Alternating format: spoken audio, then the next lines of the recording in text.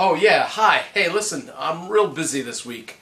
I don't really have much time to put something together, so, maybe next time. Although, there is something I'm making today anyway. It's saved my butt many a times. Maybe it'll do a good thing for you, so hang around, I'll show you how to make it. It's rice.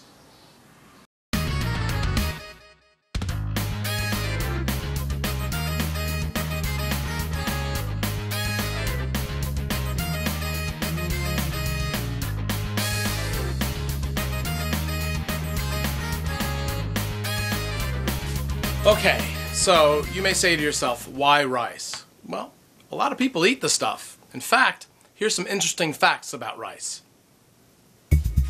More than 90% of the rice made in the world is made in Asia.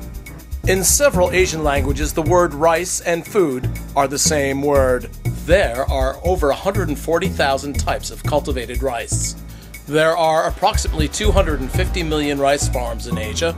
Most are less than 1 hectare. 65 kilos of rice are milled for each person every year. Hungry? Over 3 billion people eat at least 1 serving of rice every day.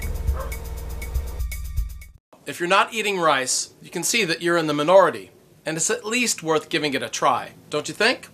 So here's how to make it. 2 kinds, white and brown. Alright, so this is how I make rice. First of all, I get 2 cups of rice. If you notice, I make quite a bit of rice. That's why I have this bucket full of rice ready to go at any time.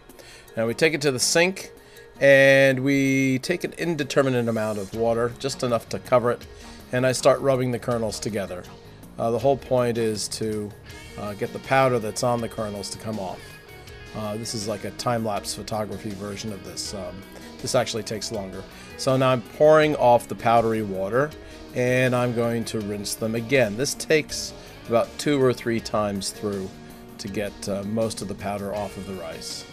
The reason for doing this is if you don't do this, you basically will get a block of rice at the end of the cooking process instead of separate kernels. So now I'm pretty much there. See all the powder in the rice there? That's coming off. And I'm pouring it in through my hand so I catch any kernels that are trying to escape. You shall not escape! Okay, so now I'm going to put water on it, enough to actually boil the rice. And my rule of thumb, excuse the pun, is that if there's enough water to cover the back of my hand, we're ready to go. So now, we turn the heat all the way up on the rice and just let it start boiling. There you can see the cauldron is bubbling away. And it's continuing and continuing. This is about 3 minutes in, 4 minutes in. And you know it's time to cover the rice when you get little craters like this.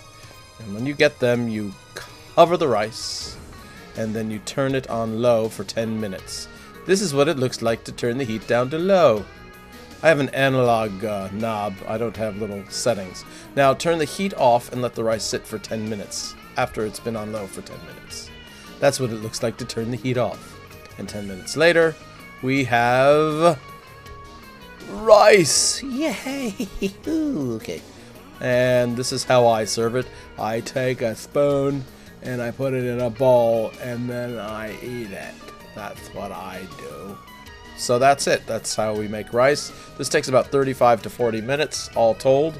And it pretty much is a foolproof way of making rice. Now for brown rice. We start with 2 cups of water, approximately a tablespoon of butter. This butter was softened, but that's only because it was 85 degrees outside. And then a pinch of kosher salt. Alrighty. And then what we do is we bring that to a boil. Turn the heat up, please. Thank you so much. Now, once that water has come to a boil, we add a cup of brown rice. So you notice with this process, everything is measured out exactly. That's important.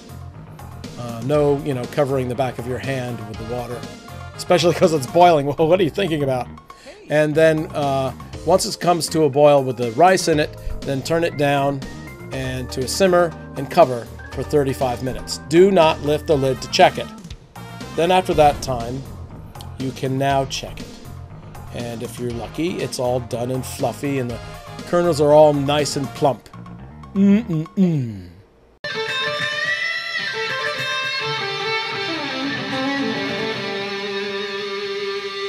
Well, as you may have surmised, I've found some free time, and I have to thank rice for that.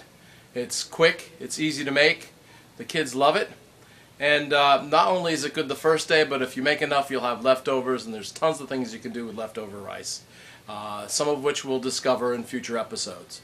So go make rice, go get some free time, and take care of your kids, take care of yourself, and here's to being a better single-parent chef.